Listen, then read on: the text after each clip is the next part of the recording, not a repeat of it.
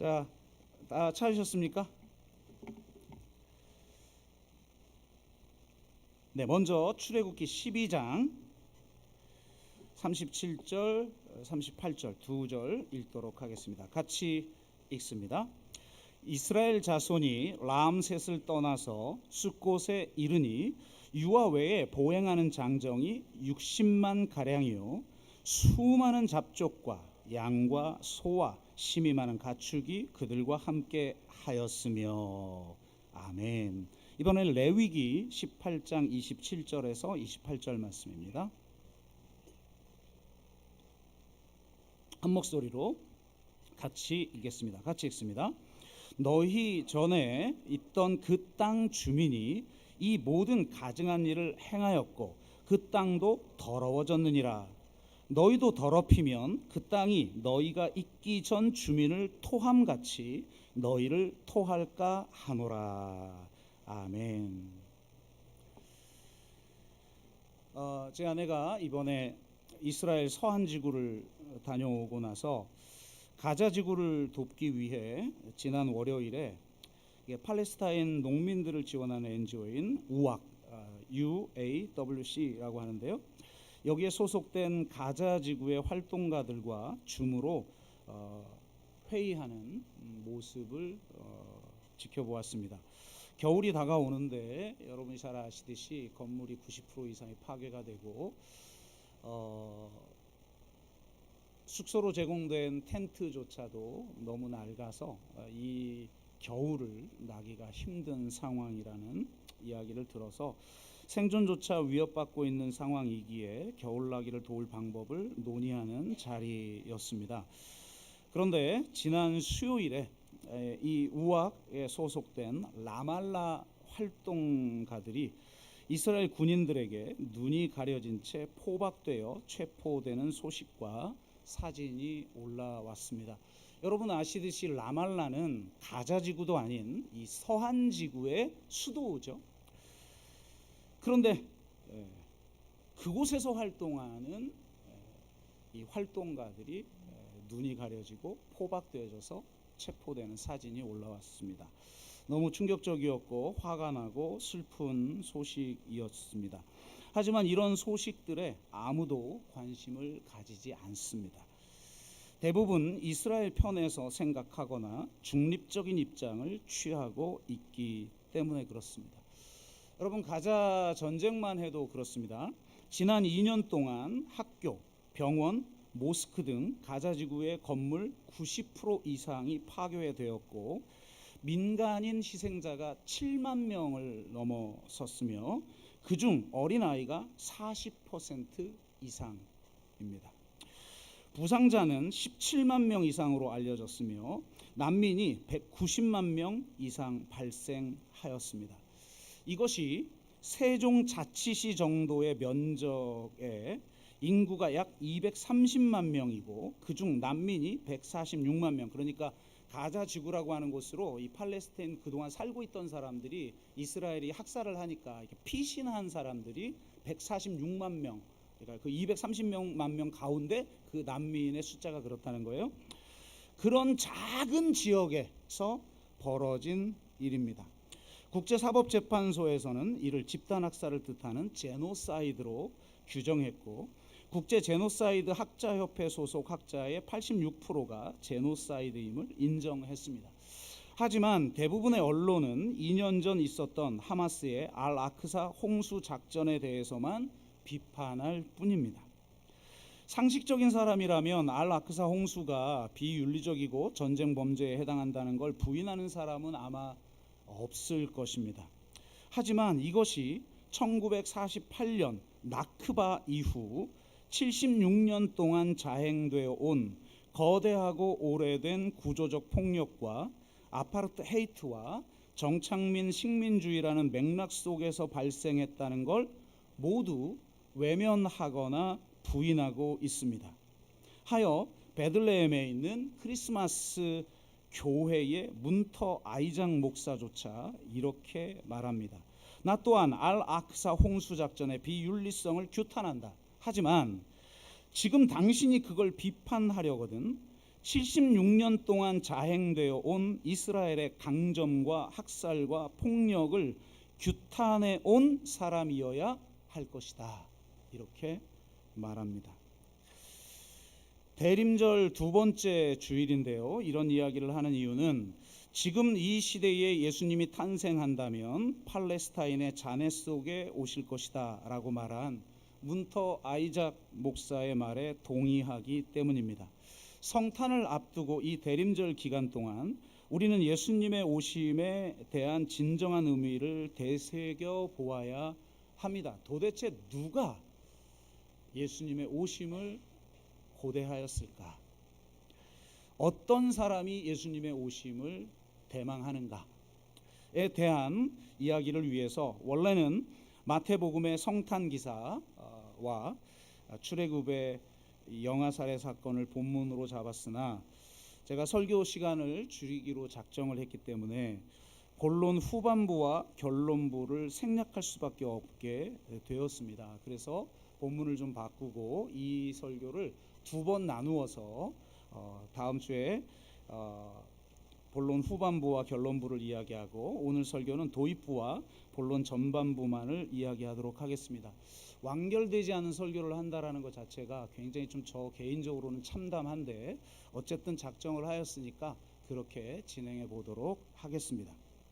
이전에 말씀드린 것처럼 출애굽기 2장 23절에서 25절까지 말씀과 6장 4절에서 5절 말씀은 성경의 구원 신학이 해방 신학과 언약 신학이 통합된 형태임을 보여줍니다. 어느 한쪽으로 치우쳐서는 안 되고 이 두 가지를 같이 붙들어야만 성경을 온전히 이해할 수 있다. 이런 말씀드렸죠. 그리고 이 두 성격은 결코 분리되지 않습니다. 이 말씀을 다시 꺼내는 이유는 사람들이 이스라엘 편을 드는 이유가 잘못된 신학과 역사 인식에 있기 때문에 그렇습니다. 한국 구구의 대다수를 차지하는 기독교인들은 집회에 나갈 때마다 미국 국기와 이스라엘 국기를 들고 흔듭니다. 왜 그럴까요? 미국은 현 시대의 하나님이 택한 백성이고 이스라엘은 성경 시대의 하나님이 택한 백성이기 때문에 그렇습니다.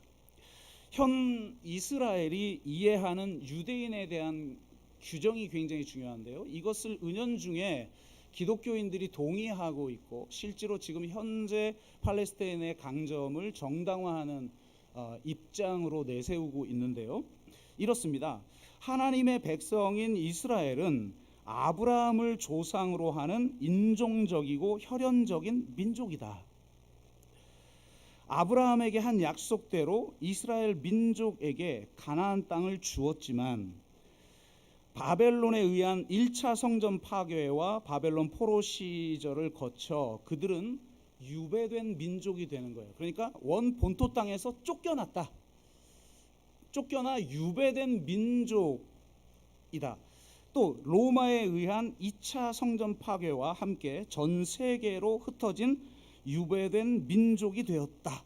하지만 아브라함에게 한 약속은 영원하여 하나님은 유배된 백성을 고향 땅으로, 이게 중요하죠. 고향 땅으로 돌아오게 하신다. 그래서 자기들은 고향 땅으로 돌아왔다는 거예요. 기독교는 여기에 한 가지를 더 첨가하죠. 그렇게 고향 땅으로 돌아온 이스라엘의 대대적인 회심이 일어남으로써 예수님이 재림하신다.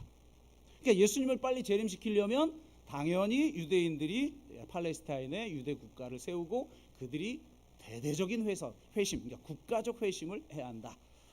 과연 가능한 이야기인지 모르나 이렇게 주장하는데 어디를 손봐야 될지 모를 정도로 전부 문제가 있는 이야기인데 한국 기독교가 대부분 받아들이고 유대인들이 주장하고 있는 이야기로 회자되고 있죠.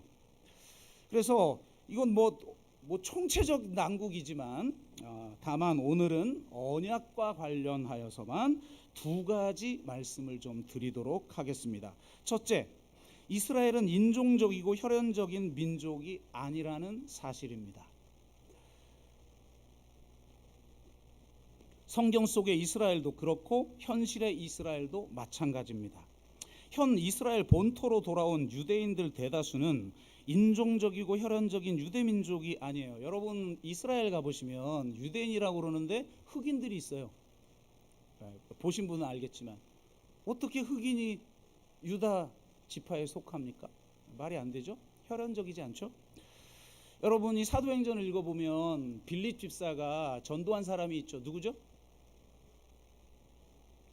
이디오피아, 역시 장로님. 이디오피아 넷이죠. 근데 그 사람이 뭐 하다가 돌아가는 길이었어요? 성지순례 하고 돌아가는 길이잖아요. 아니 왜 아프리카에서? 이디오피아가 유대 국가였기 때문에 그래요. 그리고 나중에 주 4세기 그러니까 300년대에 로마보다 먼저 기독교 국가로 전환을 합니다. 이디오피아가. 그러니까 네시가 성지순례 온 거죠. 수많은 아프리카 사람들이 그 당시에 예수님 당시 시대 때도 성지순례를 한 거예요. 그러다가 1948년 나크바 이후 이스라엘 국가가 팔레스타인에 세워지면서 전 세계의 유대인들을 데려왔는데 아프리카에서도 데려온 겁니다. 흑인들을 데리고 온 거죠. 또 2차 세계대전 당시 가장 많이 핍박을 받고 학살당했던 북동유럽의 유대인들은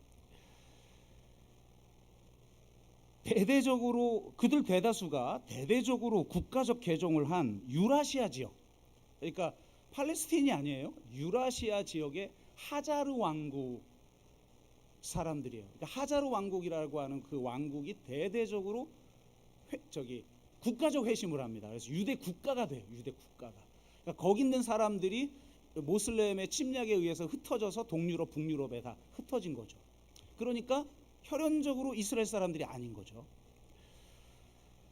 2차 성전 파괴 모두 유배간 사람들보다 남아있는 사람들이 압도적으로 많았습니다.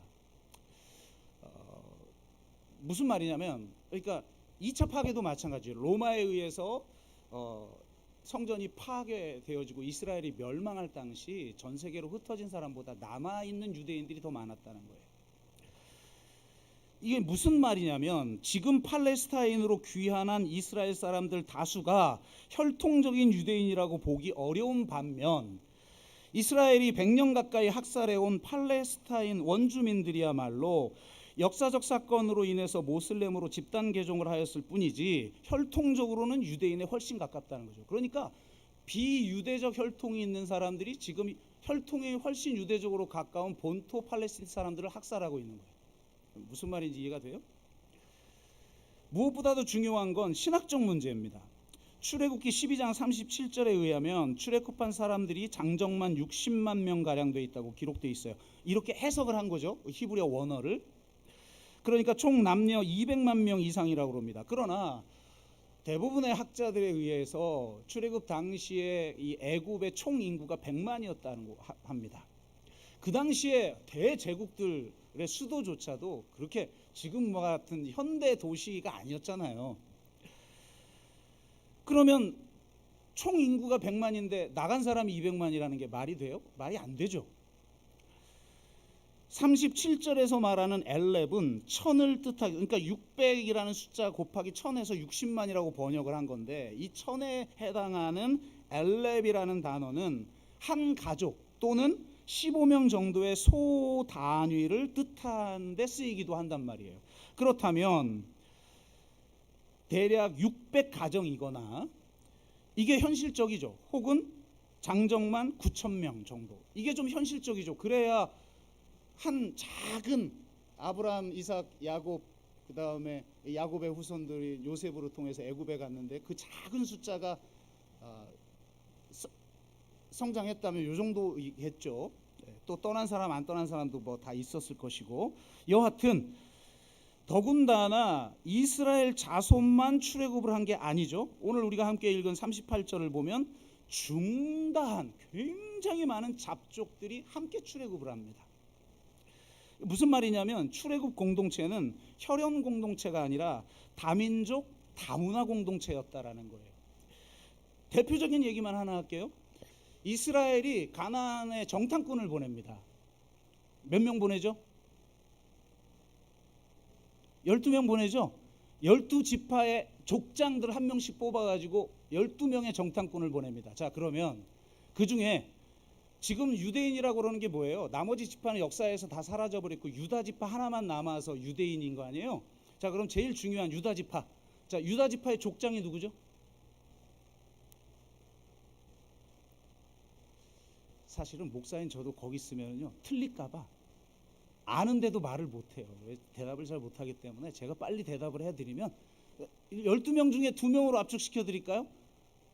제일 유명한 사람 2명 중에 여호수아와 갈렙 둘 중에 하나겠죠. 나머지 다 아는 우리 메뚜기 같아요. 그러면 가면 안 돼요 이랬는데 가서 정복합시다 이런 두 사람이 있었어요. 그 중에 한 명이겠죠. 누가 유다 지파일까요? 갈렙이죠.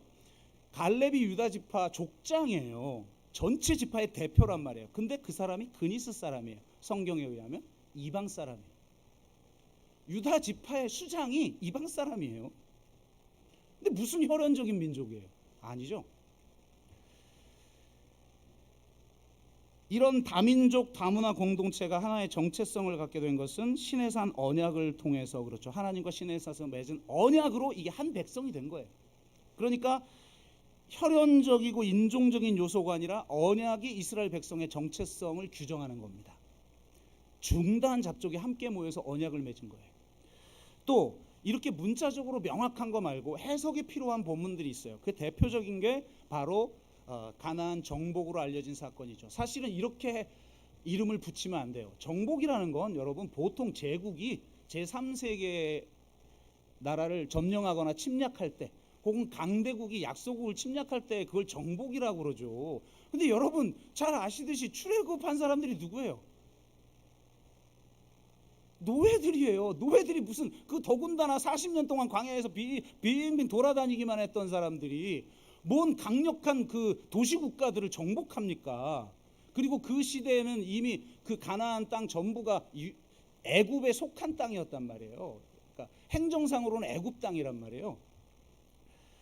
그 어떻게 아무 무기도 없었잖아요. 나중에 다윗 시대에 가도 여러분 다윗의 친구가 누구죠? 아주 우정을 나눈 요나단만 칼 차고 있었어요. 성경을 읽어보시면 나중에 무기가 없어. 무기가 군인들이 왕정 시대도. 그런데 무슨 그 전에 400년 전 처음 저기를 들어갔을 때 가나안 땅에 들어갔던 사람들 무기력한 노예들이 무슨 정복을 해요. 말이 안 되죠. 그냥 하나님이 그 땅을 선물로 하사한 사건이라고 할 수가 있죠. 고고학으로 밝혀진 것에 의하면 여리고 사건 같은 대규모 학살이 존재하지 않습니다. 고고학 발굴에 의하면 이스라엘이 가나안에 정착할 무렵 여리고성은 존재하지도 않았어요. 약 100년 전에 이미 여리고성은 무너졌으며 그것도 외력이 아닌 내부적 요인으로 인해 무너졌죠. 그래서 학자들은 가나안 히브리인들에 의해 내부 혁명이 일어난 것이다라고 대부분 해석을 합니다. 이 고고학 학자들이 말하는 거예요. 그래서 여호수아서에 묘사된 것처럼 그래서 이 구약 학자들은 여호수아에 묘사된 것 같은 그런 정복 사건이 아니라 여러분 잘 아시듯이 여호수아서하고 사사기가 묘사가 좀 달라요. 이 그 가나안 땅을 차지하는 과정이 완전히 달라요. 그런데 아마 사사기가 더 정확할 것이다. 이렇게 학자들은 수긍을 합니다. 그러면 훨씬 더 역사적 사실에 가까울 것이라고 해석을 하고 이스라엘인이 비판적인 학자들은 이스라엘인이 원래 가나안인이었을 것이다. 그러니까 대규모 유입의 흔적이 고고학에 하나도 나타나지 않고 대량 학살도 존재하지 않았고 그리고 내부적 혁명이 일어났고 그러다 보니까 이스라엘 사람들이 아마 가나안인 아니었겠냐 이렇게 이야기를 합니다. 매우 설득력이 있으나 저는 그렇게 보지 않습니다. 대규모는 아니지만 성경에 문자적으로 나와 있는 그 대규모는 아니지만 분명 아브라함의 후손 즉 출애굽을 주도한 이스라엘 백성들이 가나안으로 유입되었을 것입니다. 그렇게 유입된 이집트 히브리인인 이스라엘이 고백하는 야훼 신앙을 내부 혁명을 일으켰던 가나안 히브리인들이 받아들였을 거예요. 그들이 모두가 동일한 정체성을 야훼 하나님을 나의 하나님으로 인정하고 그분의 그 구속사에 선택된 사명자로서의 이스라엘 백성임이 확정되는 때가 언제냐? 바로 세계모략이죠. 그래서 여호수아가 외치잖아요. 거기 모인 모든 백성들에게 나는 지금까지 여호와를 섬겨서 여호와를 섬길 건데 너희들은 어떻게 할 거냐 그랬더니 모든 사람들이 우리도 여호와를 섬깁니다 하고 맺은 언약이 세겜 언약이죠. 그래서 이처럼 아브라함의 후손과 중다한 잡족과 가나안 히브리인이 언약으로 하나님의 백성이 되었습니다. 한마디로 말하면 이스라엘은 인종적이고 혈연적인 민족이 아니라 언약 백성일 뿐인 거죠. 만약 그 언약을 어기게 되면 무슨 말이냐면 언약적 신실함, 그러니까 언약을 맺고 그 언약에 충실한 것, 이걸 언약적 신실함이라고 하는데 그 언약적 신실함을 상실하게 되면 하나님의 백성이라는 정체성도 사라지게 되는 거예요. 이제 이걸 좀 더 깊이 이해하기 위해서 땅의 문제를 좀 살펴보겠습니다. 구약 성경의 핵심에 땅의 신학이 있어요. 구약 성경은 하나님, 사람, 땅이라는 삼각 구도를 가지고 펼쳐집니다. 성경에 의하면 땅은 하나님의 것이에요. 결코 인간이 소유할 수가 없어요. 땅은 하나님의 것이고 오직 인간은 하나님에게 임대받은 임차인으로 살아갈 수 있을 뿐이죠. 그게 청지기 개념이죠. 인간은 소유할 수 없게 돼 있어요. 이걸 이렇게 해석해 보면 쉽습니다. 에덴 동산의 경우를 살펴보죠. 하나님은 토지 소유권과 토지 문서를 아담에게 넘겨줍니다. 하나님은 토지 대금을 요구하는데 그것이 금지 명령이죠. 선악을 알게 하는 나무의 실과를 따먹지 말라. 그러니까 이걸 따먹도록 하는 뱀의 유혹은 토지 대금을 지불하기를 거부하라는 반역으로의 초청인 거예요. 이 유혹에 넘어간 아담은 토지 대금을 지불하지 못한 자가 됩니다. 이로 말미암아 토지 문서를 빼앗기죠. 원본은 봉인되어 하나님께 있고 봉인되지 않은 사본은 마귀가 소유합니다. 신약에 의하면 예수 그리스도께서 이 빼앗긴 토지 문서를 되찾기 위해 이 땅에 오셔서 신년을 성취하심으로 토지 문서를 되찾아 인간에게 다시 돌려주죠. 가나안 땅은 어떻습니까? 하나님은 가나안 땅을 먼저 가나안인들에게 임대해 주셨습니다. 임차인은 임대료를 지불해야 하죠. 그 임대료는 미슈파트와 체데크예요. 하나님의 의죠. 그러니까 교정적 정의와 급진적 사랑, 이 하나님의 의가 임대료인데 가나안인들은 하나님께 임대료를 지불하지 않았습니다. 오래 참으신 하나님은 임대료를 내지 않는 아모리 족속의 죄악이 관영할 때까지 400년간이나 참으십니다. 때가 참에 임차인을 교체한 사건이 바로 이스라엘에게 땅을 하사한 사건이죠. 문제는 새로운 임차인으로 들어간 이스라엘도 미슈파트와 체데크라는 임대료를 지불하지 않아 그 땅에서 토해내졌다는 사실입니다. 언약적 신실함을 잃어 옛 언약은 깨져버렸죠. 그래서 새 언약이 필요한 거예요. 이것은 레위기 18장 27절에서 28절까지의 말씀의 성취입니다. 너희 전에 있던 그 땅 주민이 이 모든 가증한 일을 행하였고 그 땅도 더러워졌느니라. 그러니까 땅이 어떻게 더러워지냐면 하나님의 의라고 하는 이 미슈파트와 체데크를 실행하지 않을 때 그 윤리적 부정함으로 인해 땅이 더러워져요. 그러면 그 땅은 그 더러워진 것을 정화시키기 위해서 이 땅에 임차인으로 온 사람들을 토해냅니다. 그래서 먼저는 가나안인을 토해내죠. 그런데 그 다음 구절, 너희도 더럽히면 그 땅이 너희가 있기 전 주민을 토함같이 너희를 토할까 하노라. 무슨 말인지 알겠죠? 미슈파트와 체데크라는 임대료를 지불하지 않은 이스라엘도 결국은 그 땅에서 토해내집니다. 북이스라엘은 주전 722년 아수르에게, 남유다는 주전 586년에 바벨론에게 함락당하여 땅에서 쫓겨납니다.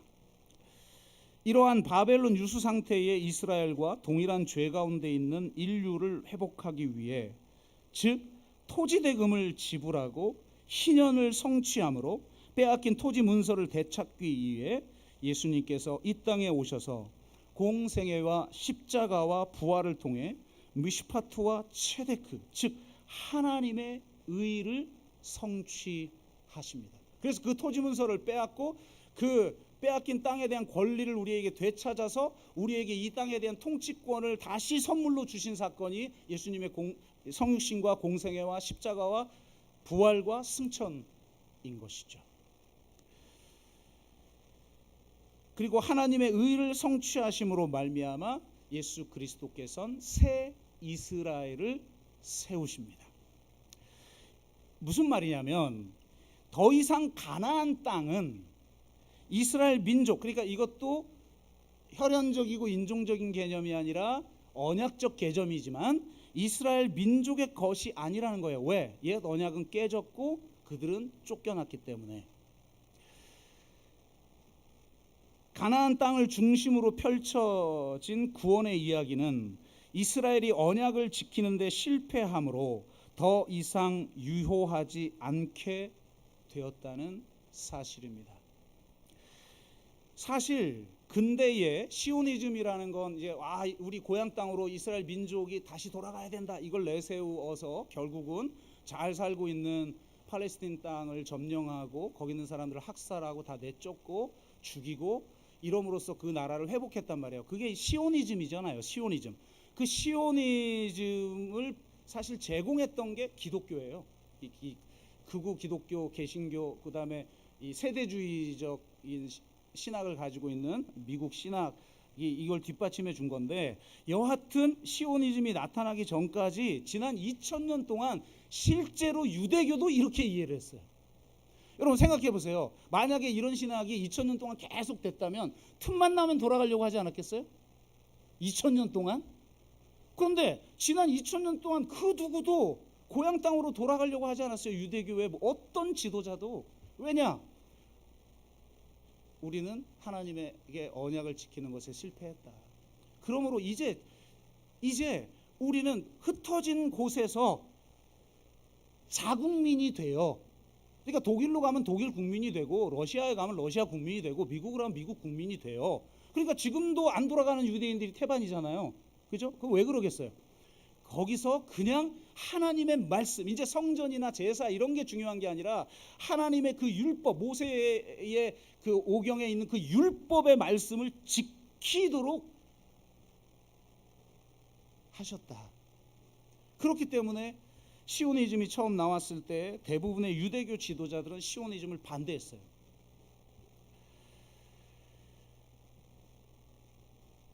상황이 이런 데다가 기독교는 이미 옛 언약은 끝났다는 거 아니에요. 여러분 기독교가 왜 나왔어요? 옛 언약은 끝났고 이제 새 언약이 맺어졌는데, 그 새 언약의 대상자는 혈연적이고 인종적인 이스라엘 민족이 아니라 모든 민족. 아멘. 그러니까 우리가 지금 하나님의 백성이 된 거 아니에요. 모든 민족에게 열린 거예요. 그 새 언약의 대상자들은. 그래서 우리는 새 언약을 맺었고 성령으로 말미암아 새 사람이 되어 이제 우리는 미슈파트와 체데크를 실천하며 열매 맺는 삶을 살아야 돼요. 근데 만약 새 언약을 맺은 대상자들이 열매를 맺지 않는다? 그럼 그들도 쳐냅니다. 성경에 그렇게 기록돼 있어요. 그러니까 이게 무서운 이야기인 거죠. 그럼 만약 우리 기독교가 이런 거라면, 그렇기 때문에 유대교가 볼 때는 우리가 이단이죠. 자기들은 최소한 가나안과 성전과 팔레스틴 땅 중심적 언약은 깨졌지만 그래도 자기들은 하나님의 백성이기 때문에 각 나라에서 하나님을 섬기며 율법을 지키며 사는 된다고 생각했는데, 우리 그리스도인은 아니다. 혈연적이고 인종적인 민족이 아니라 모든 열방이 새 언약의 대상자다. 이게 복된 소식이잖아요, 우리에게. 그럼 우리가 어떻게 시오니즘을 지지할 수 있냔 말이에요. 기독교인이라면 시오니즘을 지지하면 안 되죠. 그런데 대부분의 미국의 기독교인, 한국의 대부분의 기독교인은 지지하죠. 이건 신학적으로 심각한 문제를 안고 있는 거예요. 더군다나 그들은 아예 이스라엘 국기를 들고 집회에 나오는 이런 일은 결코 있어서는 안 되는 것입니다. 여기까지 본론 전반부. 결론을 맺습니다. 메시아를 대망한다는 건 이렇게 해놓고 결론 맺으니까 결론이 좀 안 맞는데 어쩔 수 없어요. 메시아를 대망한다는 건 이 땅에서 자행되는 죄악과 고통에 절규한다는 의미며, 자신 또한 임대료를 지불하지 않은 죄 가운데 있음을 인식하고 애통해하며 철저히 회개한다는 의미며, 메시아가 오셔서 미시파트와 체데크를 성취하기를 기대한다는 의미며, 나 또한 그리스도를 따라 공평과 정의라는 열매를 맺는 삶을 살기를 바란다는 의미인 것입니다. 정말 메시아를 대망하는 사람은 이 땅 가운데 공평과 정의가, 교정적 정의와 급진적 사랑이 실천되기를 기대하는 사람만 메시아를 바랄 수가 있는 것입니다. 그걸 기대하고 기다리는 사람은 메시아를 맞이할 것이고, 그렇지 않은 사람은 메시아를 거절할 것입니다. 여러분은 맞이하기를 원하십니까? 아니면 거절하는 사람이 되기 원하십니까? 여러분은 임대료를 지불하는 사람이 되길 원합니까? 아니면 지불하지 않는 사람이 되길 원합니까? 대림절 두 번째 주일을 맞이하여서 우리는 어떤 사람이 되어 메시아를 기다릴 것인가를 고민하며 성찰하며 묵상하며 기도하면서 기대하는 저와 여러분 되시길 주의 이름으로 축복합니다. 찬양하겠습니다.